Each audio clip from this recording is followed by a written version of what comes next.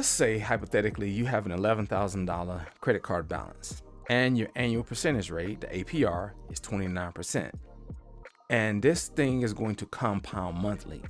And compounding means it's just going to grow. Okay, how often it's going to grow? And what does that really mean? Well, let me break it down to you like this. If you think about eating a pizza, if you have a pizza, a large pizza, or let's even go medium. I don't want to go overboard. Okay, let's say you have a medium pizza January 1st. Well, you're not going to see anything change in your body. But let's say you have a pizza January 2nd, January 4th. If you eat a medium pizza every day up until December 31st, you're going to be big. Okay, all kinds of big lumps all over your neck, big body. That's just compounding. Day one, it's not going to affect you that much. Day two, so that's what compounding means. That's the same thing that happens to your interest. So in this instance, we're going to look at monthly, okay, compounding interest, that 29%. So the first thing we need to do is you have to convert that to month. So we take that 29% divided by 12. That's going to give you that 0.0241, which is 2.41% interest that you're going to be charged monthly. So now month one, we started out with a balance of $11,000. Okay, that's our balance. Again, we're going to be charged 2.41%. So we're going to take that 11,000 times that 2.41%. That's going to give us $265.84 that we owe for that credit card or that financial institution. So that's 11,000. That's not what you're going to be paying. You're going to be actually paying 11,000 plus $265.84. So your actual starting balance is $11,265.84. That's actually where you're starting from. And then what is the minimum payment for that? Well, this credit card company or that financial institution is looking at 2.5%. We're looking at 2.5%, not added the 11,000 originally.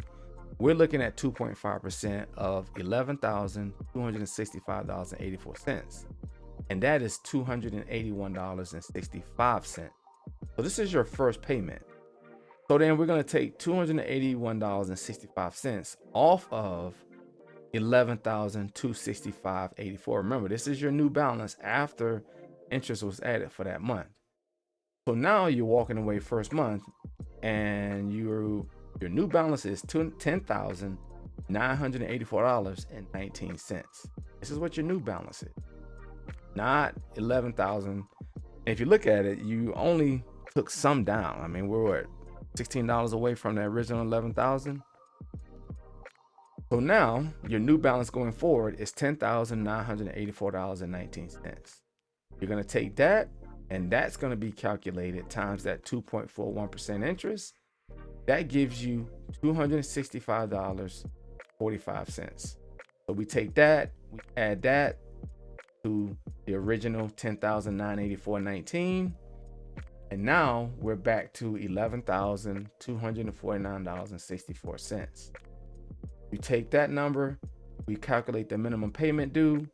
That minimum payment is $281.24.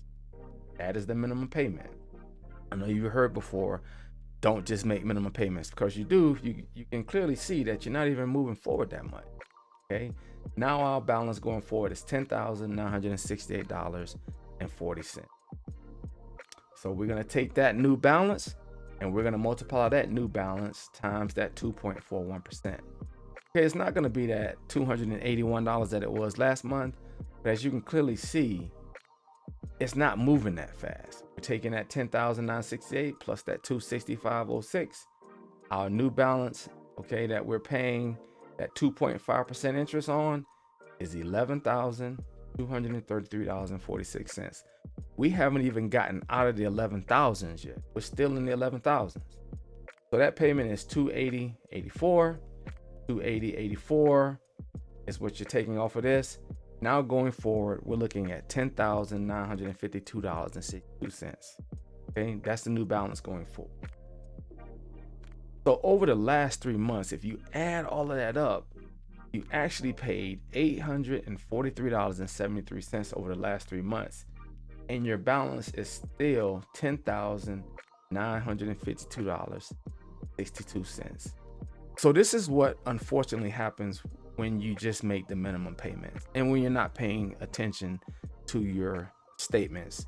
Credit can be used for a lot of good things, but if you're just out there not practicing delayed gratification, it's going to eat you up. So this is just a quick example, understanding how credit cards can just get out of hand.